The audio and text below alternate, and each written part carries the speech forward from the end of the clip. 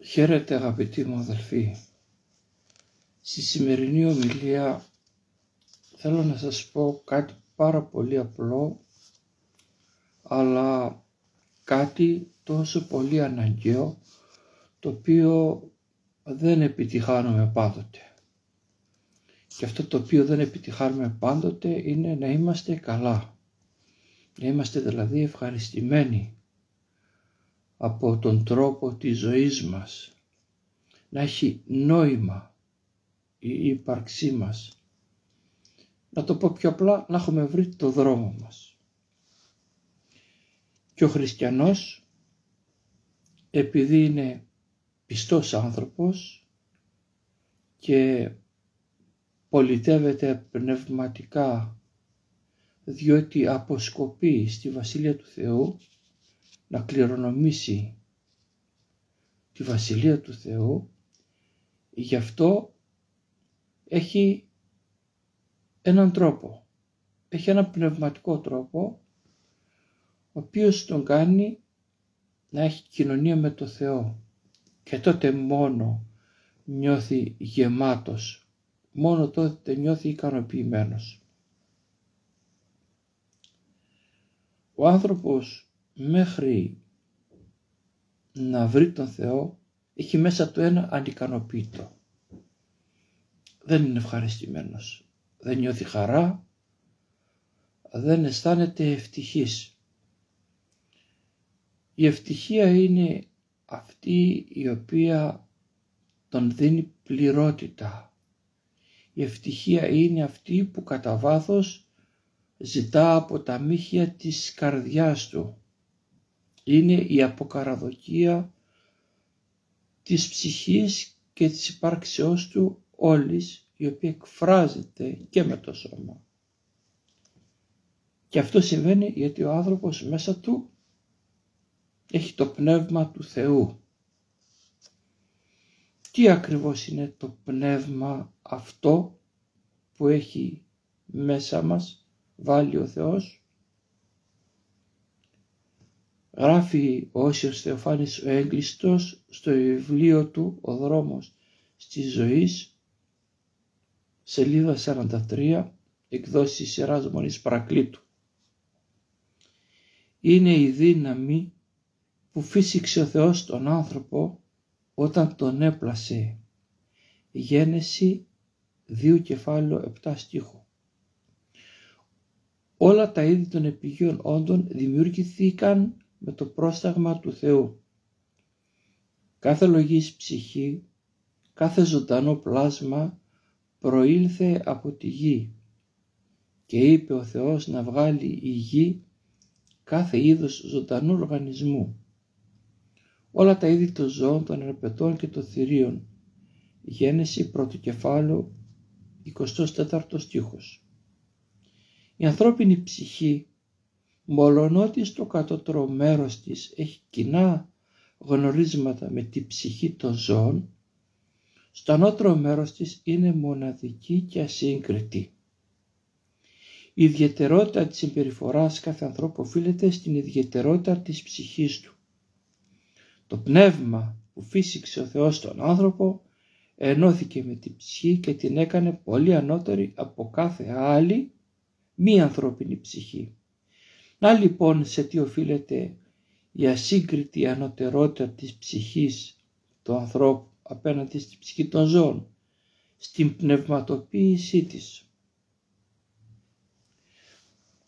Θα έχετε οπωσδήποτε ακούσει σε παλαιότερες ομιλίες που έχουμε κάνει ότι διακρίναμε τον άνθρωπο σε σώμα και σε ψυχή. Και στην ψυχή διακρίναμε το λογικό μέρος και το άλογο μέρος. Και στο άλογο μέρος διακρίναμε αυτό που υπακούει στο λογικό και αυτό που δεν υπακούει στο λογικό. Λοιπόν, στα ζώα υπάρχει αυτό το κομμάτι του αλόγου μέρους που δεν υπακούει στο λογικό και υπάρχει το παθητικό της ψυχής, δηλαδή υπάρχει επιθυμία και υπάρχει θυμός, τα οποία στον άνθρωπο υπακούν στο λογικό. Στα ζώα υπάρχει το παθητικό, το θυμικό και το επιθυμητικό, γιατί αυτά τα δύο είναι το παθητικό, το θυμικό και το επιθυμητικό, αλλά επειδή όμως δεν έχουν λογικό, δεν υπακούν στο λογικό, αλλά άγονται από την ορμέφητη κίνηση, από την ορμή, άγονται από το ένστικτο. Λοιπόν, επανέρχομαι στο κείμενο του Οσίου Θεοφάνη, σχετικά με το πνεύμα, για το οποίο κάνουμε λόγο. Το πνεύμα ως δύναμη που προέρχεται από το Θεό γνωρίζει τον Θεό. Το πνεύμα που έχουμε μέσα μας δηλαδή, αυτό γνωρίζει τον Θεό. Επιζητεί τον Θεό και βρίσκει ανάπαυση μόνο κοντά στον Θεό. Εδώ με μία πρόταση τα λέει όλα ο Όσιος Θεοφάνης. Το πνεύμα ως δύναμη που προέρχεται από τον Θεό, που έχει ενωθεί με τη ψυχή μας, αυτό το πνεύμα, γνωρίζει το Θεό και επιζητεί το Θεό και βρίσκει ανάπαυση μόνο κοντά στο Θεό. Έχοντας μια βαθιά πνευματική αίσθηση που πιστοποιεί τη θεϊκή προέλευσή του. Το πνεύμα εξαρτάται επίσης απόλυτα από τον Θεό. Επιδιώκει να ευαρεστεί τον Θεό και θέλει να ζει μόνο με τον Θεό και για τον Θεό. Πιο συγκεκριμένες εκδηλώσεις της ζωής του πνεύματος είναι: πρώτο, ο φόβος του Θεού. Δεν το αναλύω όμως αυτό τώρα.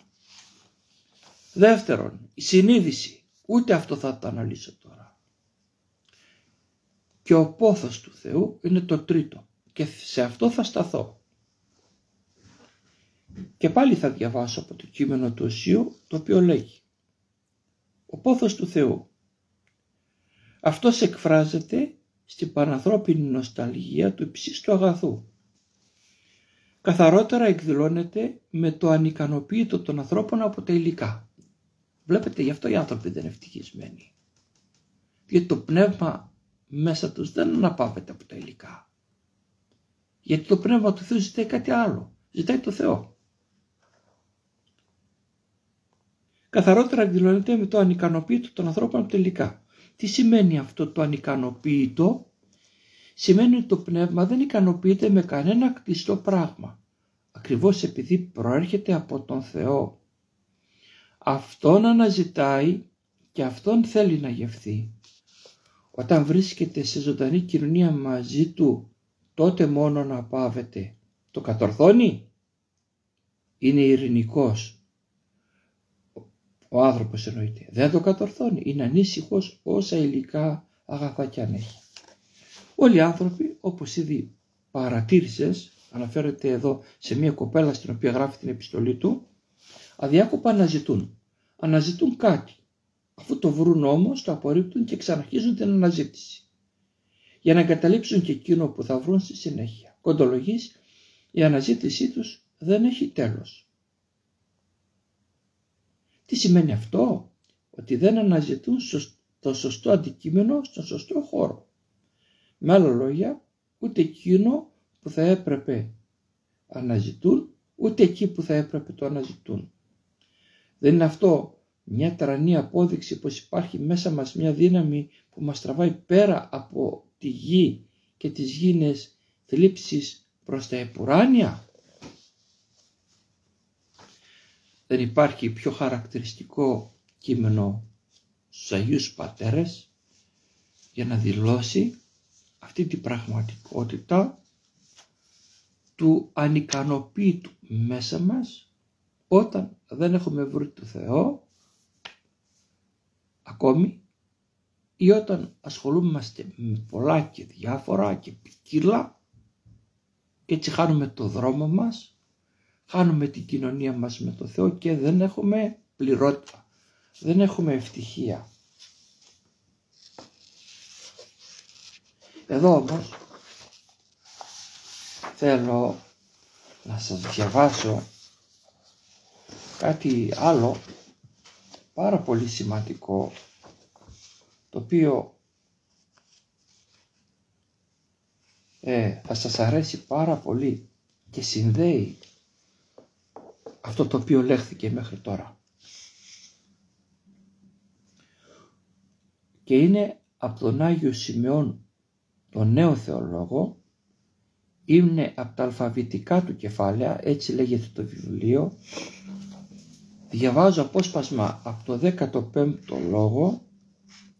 Είναι ένα βιβλίο με κείμενο και μετάφραση ως έκδοση της Ιεράς Μονής Σταυρονικήτα του Αγίου Όρους, και διαβάζω από την 217 σελίδα. Λέει ο Άγιος Σημεών, ο νέος θεολόγος, σχετικά με το προηγούμενο, για να τα συνδέσουμε.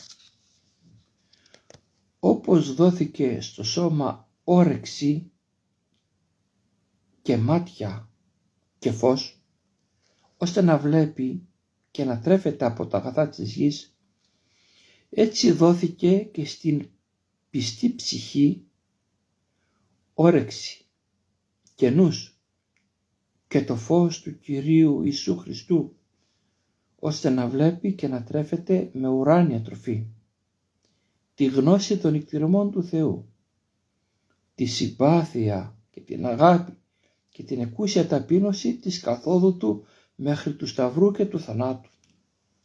Διότι αυτά είναι τα χαρακτηριστικά του λογικού αυτού ζώου, δηλαδή του ανθρώπου.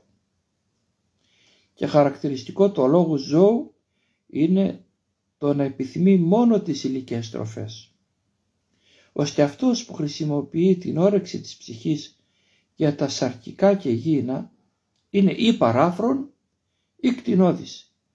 Εάν όμως δεν έχει αίσθηση αυτού του κακού, είναι νεκρός και μόνον ο Χριστός μπορεί να τον αναστήσει.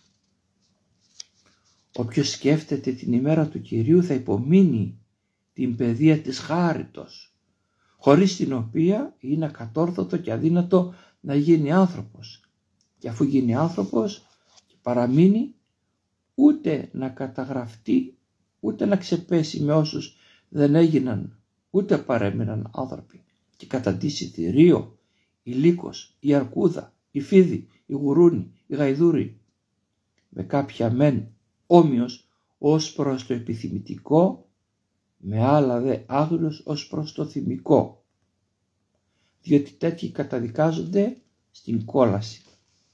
Βλέπετε και εδώ ο Άγιος μας μιλάει για το επιθυμητικό και το θυμικό. Και αν κανείς δεν προσέξει το θυμικό του, γίνεται άγριος. Αν δεν προσέξει το επιθυμητικό του, γίνεται πάλι θηρίο, η λύκος, η αρκούδα, η φίδι, η γουρούνι ή και γαϊδούρη. Εξαρτάται σε ποια πάθη εξοκέλει. Γι' αυτό έχει σημασία την όρεξη που έχει η ψυχή μας, όπως η όρεξη που έχει το σώμα μας, να τη χρησιμοποιήσουμε την όρεξη της ψυχής με τέτοιο τρόπο ώστε να γίνουμε άνθρωποι.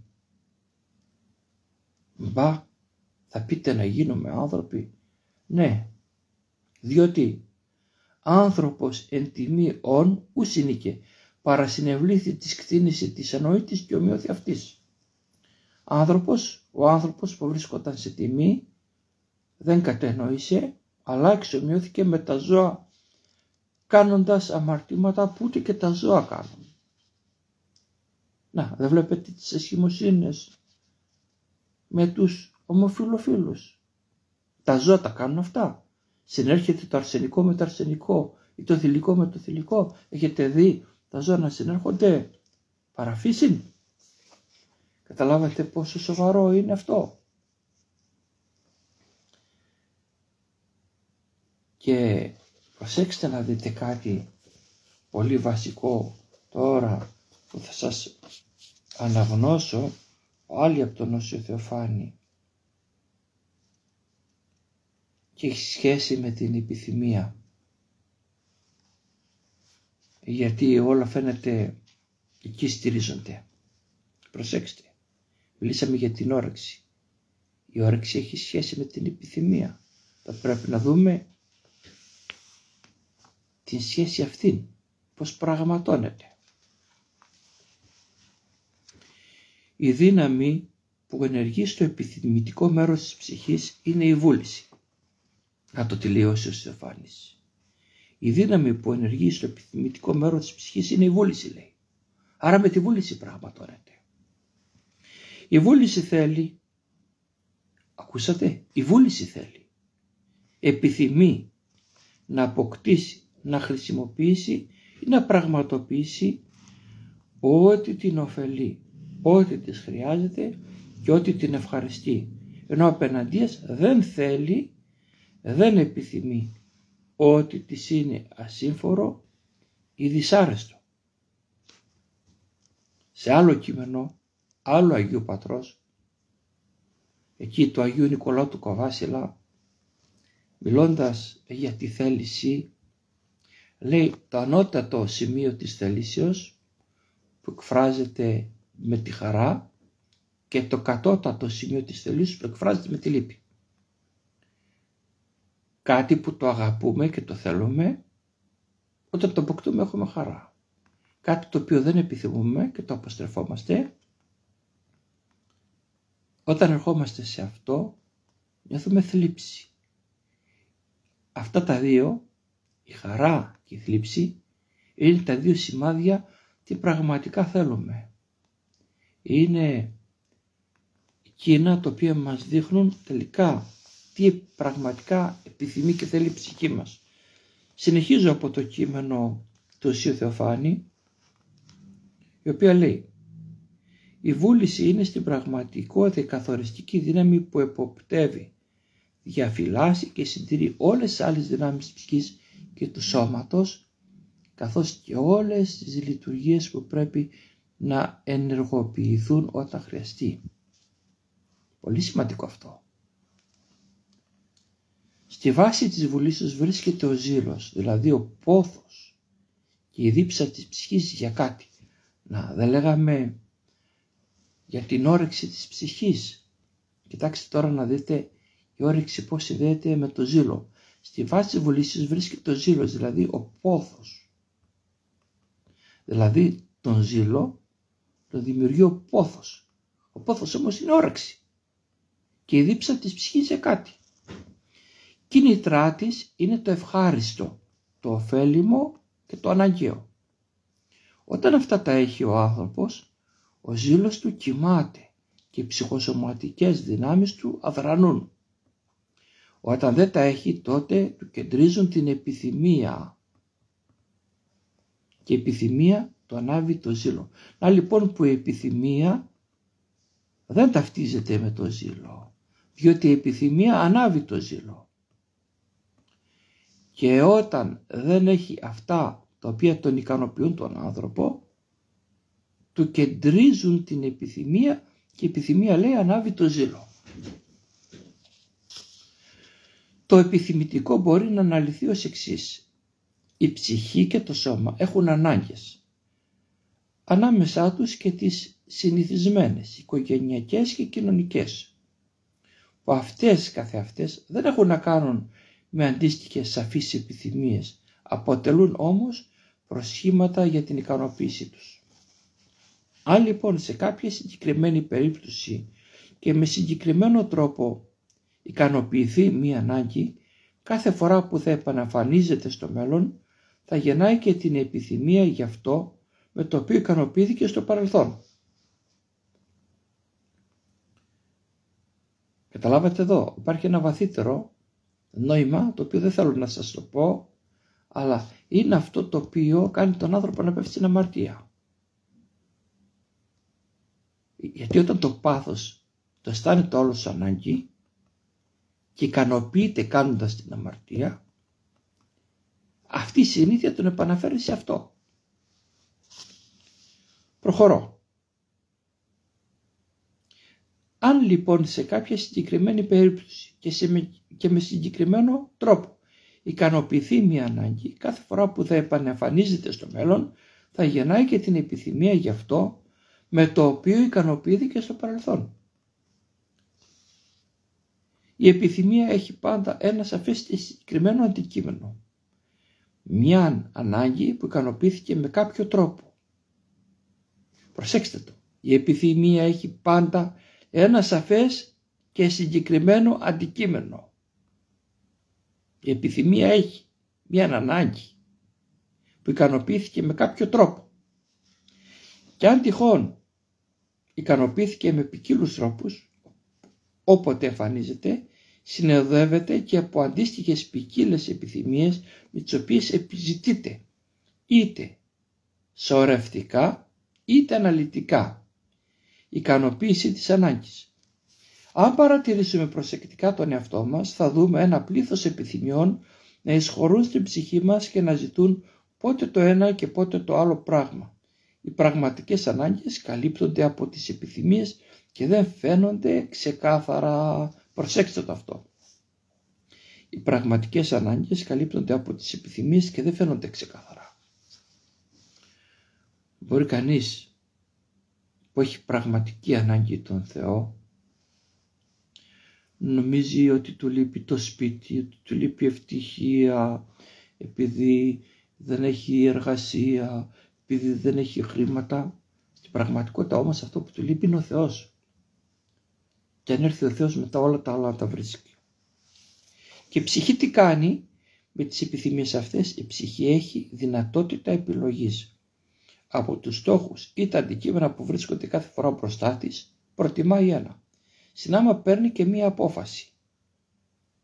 Να πραγματοποιήσει το στόχο ή να αποκτήσει το αντικείμενο που διάλεξε. Στη συνέχεια, ανάλογα με την απόφαση, επιλέγοντας τα μέσα και καθορίζεται η μέθοδος για την υλοποίησή της. Τέλος, του κατάλληλου χρόνο και τόπο έρχεται ενέργεια η πράξη. Όλες οι πράξεις μας, ακόμη και οι πιο ασήμαντες, εκτελούνται με αυτή τη διαδικασία. Θα το διαπιστώσεις και εσύ, γράφει στην κοπέλα με την επιστολή του αυτή ο Όσιος Στεφάνης, αν παρατηρήσεις προσεκτικά τον τρόπο με τον οποίο συνήθως ενεργείς. Μερικές φορές οι επιμέρους φάσεις της όλης διαδικασίας, επιλογή αντικειμένου ή στόχου, απόφαση επιλογή μέσων, καθορισμός μεθοδού, συντελούνται ακαρία λόγω της συνήθειας από τη συχνή επανάληψη μιας πράξεως. Τότε η πράξη ακολουθεί αμέσως μετά την επιθυμία. Ο άνθρωπος που έχει φτάσει σε ώριμη ηλικία κάνει σχεδόν τα πάντα από συνήθεια. Σπάνια επιχειρεί κάτι νέο ή αναλαμβάνει κάποια υποχρέωση που τον απομακρύνει από τη σφαίρα των έργων και των γνώσεών του. Έτσι ένας συγκεκριμένος τρόπος ζωής απαιτεί και πράξεις ανάλογες πράξεις που του ταιριάζουν. Και καθώς αυτές επαναλαμβάνονται συχνά, είναι φυσικό να γίνονται συνήθειες, τρόποι και κανόνες ζωής, στοιχεία του ίδιου του χαρακτήρα. Η σκέψη, η νοοτροπία, η ζωή ολόκληρη κάθε ενός ανθρώπου συγκροτείται και καθορίζεται από το σύνολο όλων αυτών των συνηθιών και των κανόνων.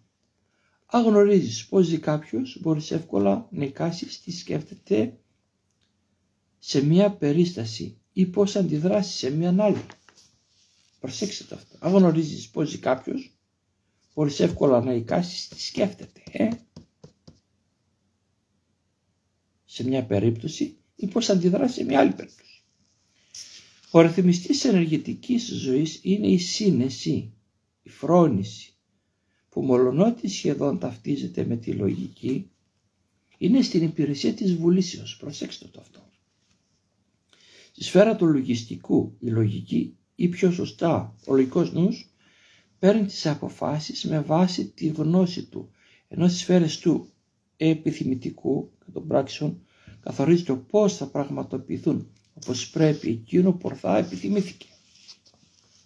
Εδώ αυτά έχουν πολύ μεγάλο βάθος. Προσέξτε τα.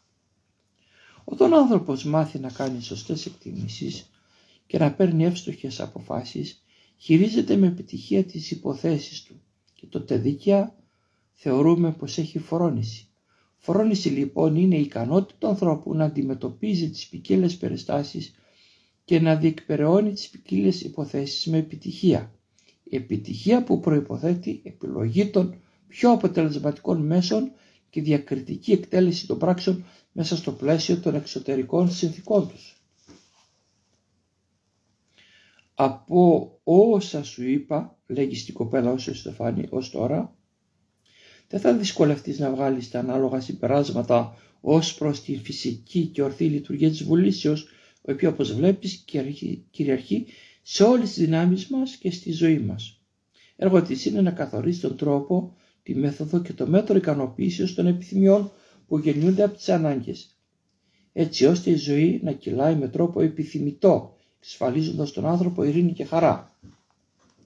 Ανάγκες και επιθυμίες έχουμε όλοι μας, ψυχικές, σωματικές, βιωτικές, κοινωνικές. Δεν εκδηλώνονται όμως σε όλους με τον ίδιο τρόπο, επειδή και η ζωή όλων δεν διαμορφώνεται με τον ίδιο τρόπο. Τα έργα και ενασχολήσεις ενός ανθρώπου καθορίζονται από το πώς μπορεί και πώς πρέπει να ικανοποιήσει τις ιδιαίτερες ανάγκες και επιθυμίες του στην κατάσταση που του ταιριάζει, και β, από το πώς μπορεί και πώς πρέπει να εφαρμόσει τις κατάλληλες μεθόδους ώστε να διαμορφώσει τη ζωή του σύμφωνα με αυτή την κατάσταση. Αποστολή του επιθυμητικού είναι να κατευθύνει συνετά τη ζωή μας σε όλες τις εκφάσεις της μέσα στα μέτρα που επιβάλλει η φύση μας. Αυτό είναι το ιδανικό. Συνήθως όμως, τι συμβαίνει στην πράξη?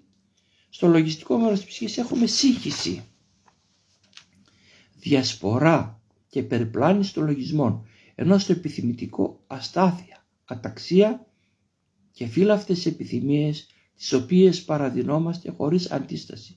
Πόσο χρόνο σπαταλάμε σε χασομέρεια και άσκοπες ενεργείες, τριγυρνάμε εδώ και εκεί, κάνουμε και ξανακάνουμε διάφορα σήμαντα ή ανώφελα πράγματα, μην μπορώντας μάλιστα να εξηγήσουμε λογικά τις πράξεις μας. Οι αλλεπάλληλες ασχολίες μας έχουν στήσει χορό, τον τρελό χορό της ματαιότητας, και μας έρνουν πίσω τους. Γεννιούνται μέσα μας ανεξέλεκτες επιθυμίες. Δώσε μου, μας λένε ακατάπαυστα. Μερικές φορές μας φαίνονται καλές, άλλες φορές πάλι καταλαβαίνουμε πως είναι μάταιες. Πότε το καταλαβαίνουμε? Όταν η κυρά μας, η βούληση, κάνει την εμφάνισή της. Σκέψω ακόμα πόσες εμπαθείς και βασανιστικές επιθυμίες έχουμε. Επιθυμίες που θεμελιώνονται στην οργή, στο μίσος, στο φθόνο, στην εκδικητικότητα, στην καινοδοξία κλπ. Οι επιθυμίες πρέπει να πηγάζουν από τις φυσικές ανάγκες της ατομικής, της οικογενειακής και κοινωνικής ζωής. Αυτές οι κακίες όμως τι το φυσικό έχουν? Τίποτα. Μόνο σύγχυση προκαλούν σε ό,τι είναι φυσικό και κανονικό στη ζωή. Για πες μου λοιπόν, από πού προέρχεται αυτή η βαρβαρική εισβολή? Κλείνω το γράμμα μου αφήνοντάς σε να το συλλογιστείς. Και εγώ θα κλείσω εδώ την ομιλία αυτήν. Σας διάβασα το 7ο κεφάλαιο του Οσίου Θεοφάνη, την 7η επιστολή στην πραγματικότητα στην κοπέλα που γράφει, από σελίδα 32 έως και 36, και σας αφήνω να τα σκεφτείτε όλα αυτά για να δείτε ότι η αχριστό ζωή που γεννιέται σε αυτή τη ζωή και αρχίζει από εδώ, ολοκληρώνεται στη μέλουσα όταν θα φτάσουμε σε εκείνη την ημέρα με μία πορεία στην οποία πολλές καταστάσεις διαδέχονται η μία την άλλη και με έναν αγώνα και με μία πνευματική γνώση. Να γνωρίσουμε τον εαυτό μας και να ξέρουμε πώς θα αγωνιστούμε. Γιατί αν δεν γνωρίσουμε τον εαυτό μας, τι είναι ο άνθρωπος και πώς λειτουργεί ο άνθρωπος, δεν θα μάθουμε ποτέ να αγωνιζόμαστε. Και γι' αυτό δεν θα κληρονομήσουμε τη μέλουσα ζωή. Διότι η παρούσα ζωή δεν μπορεί να τελειοποιήσει την πνευματική μας κατάσταση στις ψυχές αν εμείς δεν ξεκινήσουμε με την πνευματική γνώση και την πνευματική μας θεραπεία από την παρούσα ζωή, η οποία παρούσα ζωή σκοτίζει η σάρκα και η προκαλούμενη από αυτή νέφωση και φθορά δεν μας αφήνει να κληρονομήσουμε την αυθαρσία. και έτσι η μέλουσα ζωή δεν θα μπορεί να μας δεχθεί χωρίς τις δυνάμεις και τις αισθήσεις που είναι απαραίτητες για εκείνη. Δεν θα μας βοηθήσει καθόλου στη μακαριότητα, αλλά νεκροί και άθλοι θα κατοικήσουμε στο μακάριο και αθάνατο εκείνο κόσμο που δυστυχώς για μας, αν δεν κληρονομήσουμε τη ζωή από εδώ, ώστε να έχουμε ένδοξη Ανάσταση κατά τη Δευτέρα μέρα του Κυρίου, κατά τη Δευτέρα παρουσία του Κυρίου, δεν θα μετάσχουμε των ακτίστων ενεργειών του Θεού στη Βασιλεία Του, αλλά τότε αλίμονο θα κληρονομήσουμε την κόλαση, διότι τελικά δεν μας ενδιαφέρει να θεραπεύσουμε όπως θέλει ο Θεός, με τη δική Του δύναμη και το δικό Του τρόπο, με τα αγιαστικά μυστήρια και με αυτά που λένε οι Άγιοι Πατέρες, την πάσχουσα ψυχή μας, η οποία είναι άρρωστη και χρειάζεται θεραπεία. Καλή σας ημέρα.